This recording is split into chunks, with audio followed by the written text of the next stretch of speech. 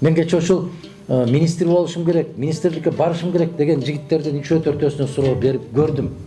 Урматтуу достор, агалар, инелер, карындаштар, суроо берип көрдүм.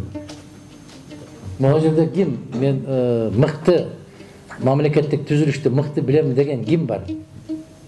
Барбы бирөө? Каржы маселесин жакшы билем деген барбы бирөө? Атын ким? Базарбек. Базарбек.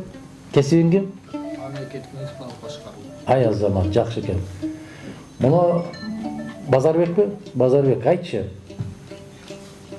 Республикалык бюджет менен консолидированный бюджеттин айырмасы эмнеде? Республикалык бюджет общий, да?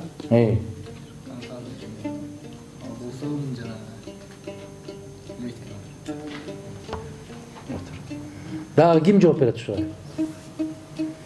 Макул, мыкты юристмин деген ким бар? Мыкты юристмин деген. Ай, ушуну мен ушу адилет министри кылып койсо эзип кетмекмин деген ким бар? Барбы? Жокпу? Биз ушундай критерийлер менен тандамакпыз, Пазыл мырза. Ушундай критерий. Жөн эле ушундай отургузуп алып, уялбай туруп экзамен алышыбыз керек. Уялбашыбыз керек. Ата жотосун жаздырганды көрсөтүшүбүз керек. Биз жазалабы, жазалбайбы? Германиядагы шаарларды айталабы, жокпу? Бөтөн мамлекеттин жетекчилерин туура айталабы фамилияларын? Жок дегенде Эммануэль Макрон дегенде айталабы? Я. Биздин жүзүбүз го ушул нерсе деген. Не деген министрлерибиз, не деген жетекчилерибиз чет өлкөгө чыгып сүйлөп келип атат го.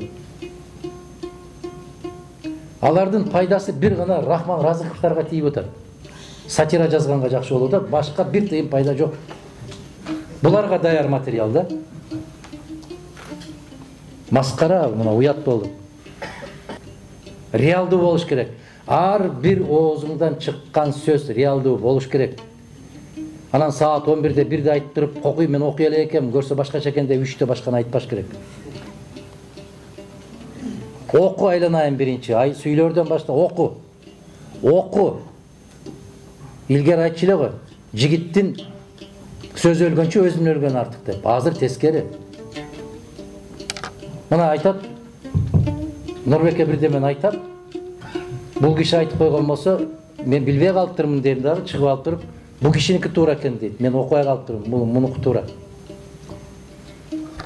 Мындай болбошубуз керек биз. Кадрларды тандаганда так билишибиз керек. Муну чыгып тур, муну кетип тур дедим, кетип тур дедим. Айттым мен ошондой деп, кетип кал дедим. Бул не деген мамиле?